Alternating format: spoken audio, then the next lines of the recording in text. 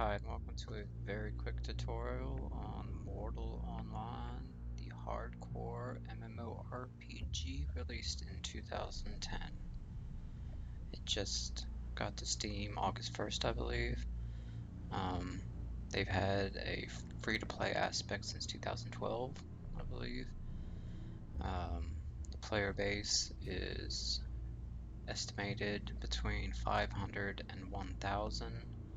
And those are subscription-based players. The free-to-play model that they do, I've personally seen the highest on Steam, the community hub, upwards of 1,000. So you're looking at 2,000 possibly online at one time. It's a massive sandbox open world. A lot of fun to play. Very steep learning curve and very complex. This game is a bit wonky. It's optimized for DirectX 9. Does have the option to run on DirectX 11, but I had some very bad stability issues doing that, so I don't even know why they offer that. But anyway, alright, here's the character creation, and these are the races that you can choose from. Each race will affect your stats in a different way. These guys apparently are more suited to melee fighters, sword and shield type characters. Apparently they're slow. Apparently these guys are fast. These guys apparently are a mix. And these guys are smart, which is good for mages. And you would think being quick and agile, these guys would be good for archers, but apparently they're not. That's for min-maxers, subscription-based players that are trying to get the most out of their character so that they can get that one little hit to kill somebody. But with that being said, I'm going archer and I'm still going to choose these guys. Apparently run speed is extremely important in this game, and these guys are the most agile, which is going to give you the most dexterity.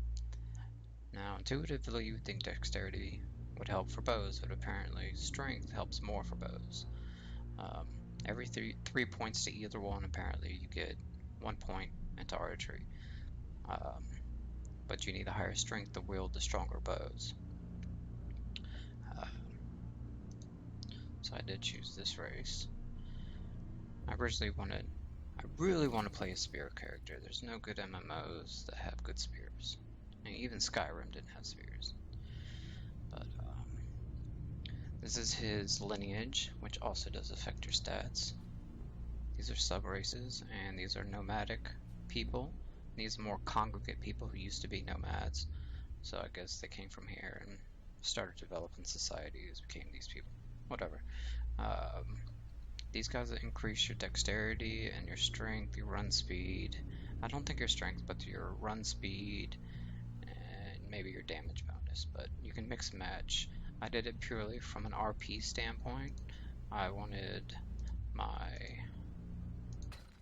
father's parents to be nomads, and my mother's father to be nomad, and my mother's mother to be more of the congregate society. And the congregate society will increase your intelligence and your psyche a little bit more. I believe it also increases your mana. These guys, the nomads, will increase your movement speed and your dexterity.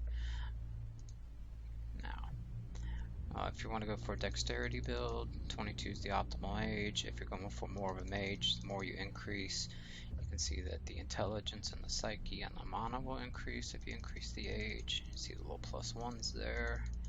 And your dexterity will drop, your move speed will drop. So those are things to keep into consideration. 22, 23 is the optimal age for what I'm going to try and do, which is going to be an archer. Strength and dexterity improves archery. Constitution increases your health and stamina, which is important. Size will increase your raw damage output. I think I read somewhere it also increases strength, but it doesn't increase it here. Maybe that plays a factor in how it scales. I don't know. This is a complex game, like I said. I spent an hour and a half or so reading up on this just so I can give a quick tutorial. And the combinations are just completely endless. You can have strictly crafter class, you can have strictly gatherer class, which is really cool, in my opinion. If you want to get out an RP and join a guild who will actually protect your ass while you're out gathering and shit, that could be a lot of fun. But I'm just gonna see if I can remember what I did here. I did play this for a little bit, and you only get one character slot as a free-to-play player. So if you make a mistake, you're gonna have to delete and re-roll. And I did make a mistake, but I was gonna re-roll anyway, so I could do this quick tutorial.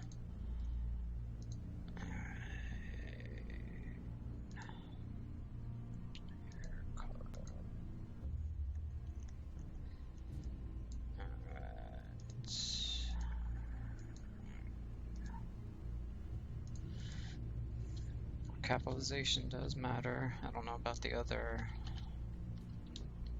letters, but the first letter will not be capitalized. If you do not capitalize it, there's only 2 starting provinces, and you can choose a guild town. There's only one guild town available, apparently, but who knows if you're gonna get killed or not.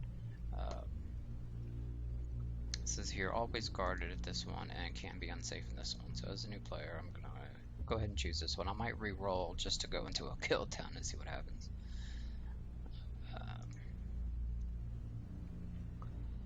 So now that's being finalized. There's something. This game is wonky. It's not very well optimized. I do believe the character's already created. It should have went and should have got to. Should have just went back here. I think it actually. Nope. It did not save it. Which is the wonky part. I'll try and talk a little bit more about it. But like I said, this is hardcore. If you're a free-to-play player, you can only get up to 60 attribute points on all of your skills, and there are a lot of skills you can do and choose from. And the subscription-based players get their skills up to 100. Now, from what I understand, you can get when you level up, your skills will go up to 100, but you only get the benefits as if they were 60. That's the max. Now, from what I understand, you can subscribe for 1 month and get the whole benefits of having 100 skill points or above 60 or whatever, and still keep it after you end your subscription, which is kind of weird to me. That doesn't sound right to me. But I looked it up as much as I could.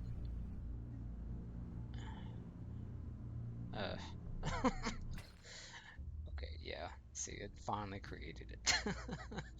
This didn't happen before. Apparently they're having some server issues where some items are disappearing. They're restarting the servers every 3 hours or something. I don't know if I'm in the cycle right now, but it's a wonky game.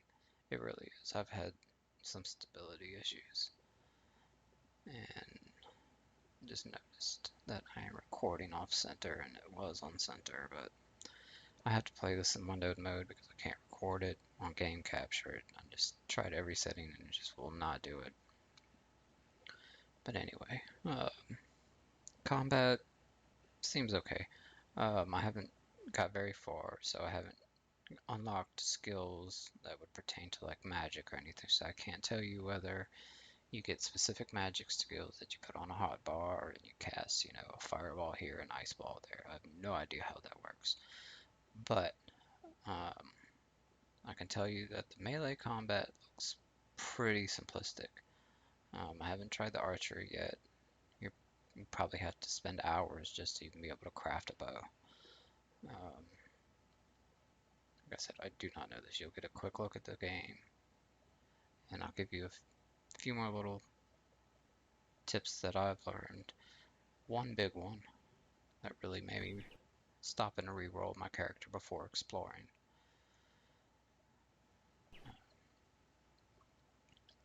Apparently this is a pretty graphically intense game.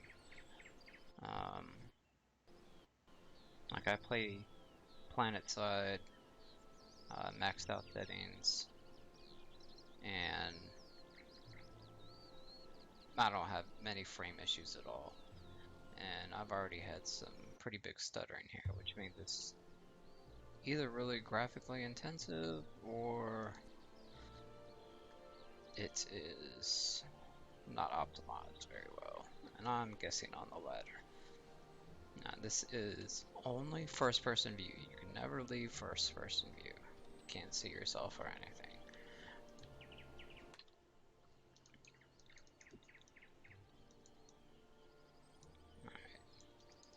And it's very basic combat when it comes to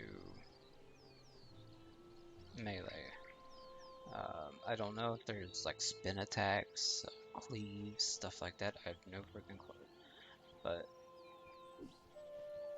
I really like the graphics. I don't like big blocky graphics, and this is not big blocky graphics.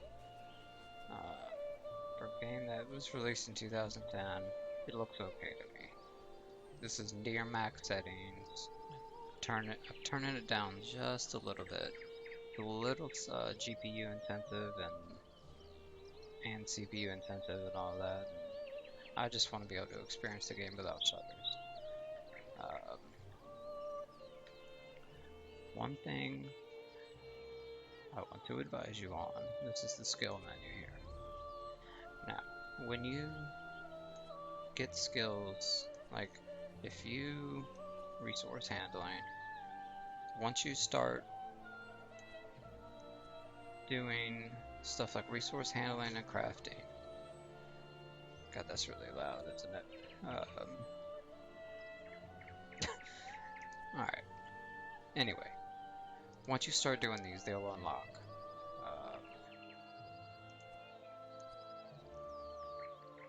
Apparently there's books that you read that will unlock these for you without having to go and do it. Okay. I do believe that you can...